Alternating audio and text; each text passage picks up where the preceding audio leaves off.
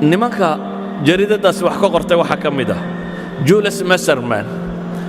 Messerman waa yahuudi laakiin waa muxallil nafsi waa psychoanalyst waa muxallil nafsi yani waa psychology qolada taxliilaat nafsiya qolada ka warrata waa isna professor jaamacatu Chicago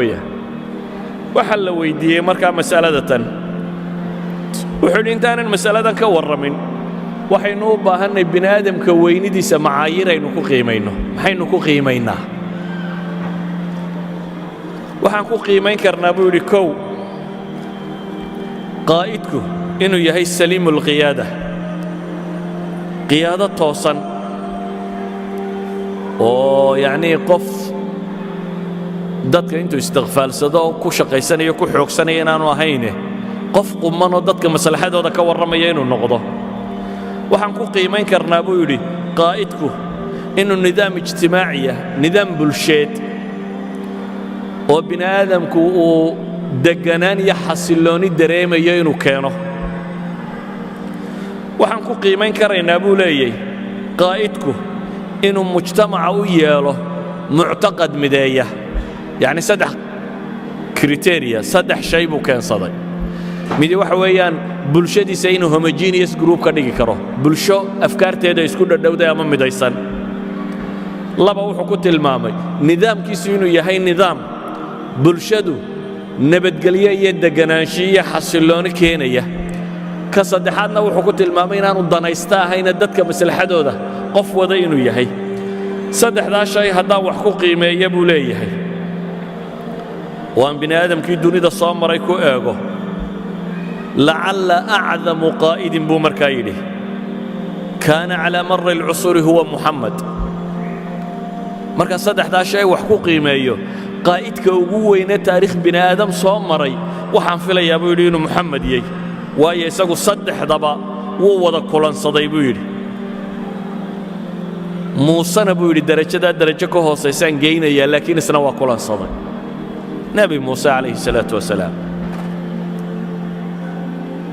maxay tilmaamaysaa qadiyadani waxay tilmaamaysaa dadka wax qiimeeyay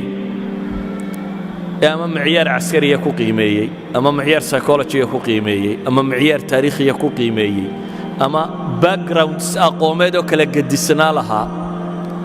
oo ka warramay nabi maxamed calayhi salaatu wasalaam dhammaantood waxay tilmaamayaan inuu nabi maxamed mudnaa ama kuwa ugu mudan dunida inuu ahaa ama isagu inuu yahay kuwa mudan ka u sii mudan أنك أفراد سوقاته وفيلسوف إيش يودا شيء هندية فيلسوف كان هندية راما كريشنا راو بالله هذا عليه كتاب ليدا محمد رسول الإسلام محمد ورسول الإسلام بوق ليدا هذا بولي إسقى لفتيس وحاو كهض ليا ولي هي dadkii nolosha raadka ku lahaayoo dhan aan qiimeeya buu yidhi laakiin dadka markaan qiimeynaya buu yidhi anigu waxaan soo qaadanayaa buu yidhi micyaar uu qoray dunidaba malaag kuwii ugu intixaansanaa mid ka mida buu leeyahay hitler buu micyaarka ka qaadanayaa hitler wuxuu leeyahay buug la yidhaahdo maxay kifaaxi min kampf miyaa la odhan jiray af jarmalka dagaalkaygii buug la yidhaahda buu leeyahay hitler buuggiisa wuxuu odhanayaa hitler waxa naadir ah waxa wax mar uun la arka dhif iyo naadir aan hore u dhicin buu leeyahay hitler in la arka buu yidhi rajuli nadariyaat qofka nadariyaadka keena filosofiga ah aragtida leh oo haddana ah qaa'id cadiima hogaamiye weyne dunida lama arka buu leeyahay kaa dunida waa la arki karaa buu yidhi daaci ama khatiib aftahan wax hogaamiyey waa la arki karaa laakiin ma dhacda buu leeyahay inta badan dadka caqliga weyn leh ee nadariyaadka keena filosofiga keena falaasafo qaada ah waa laba gruub oo kala baxsan buu leeyahay inta badan falaasafadu qaada ma noqota buu leeyahay good leadership ma noqdaan hitler markaa miciyaarkiisani wuxuu weeyaan inay kulmaan awoodda aragti dejinta iyo nidaamka iyo philosophy inaad dejiso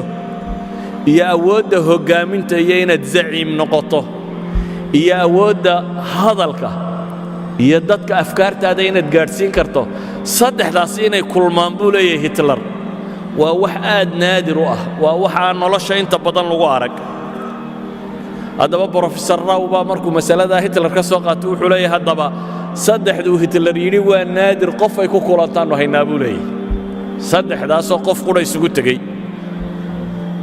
saddexdaasiba waxay ku kulmeen buu leeyahay rasuulul islaamka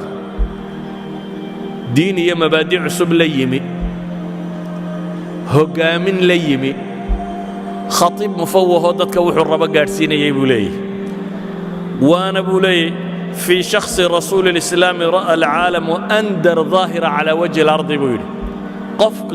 قفك إسلامك هجامين أما النبي محمد عليه الصلاة والسلام وحويا بيقول أندر ظاهرة ومقالك أغو بفئي النادر سن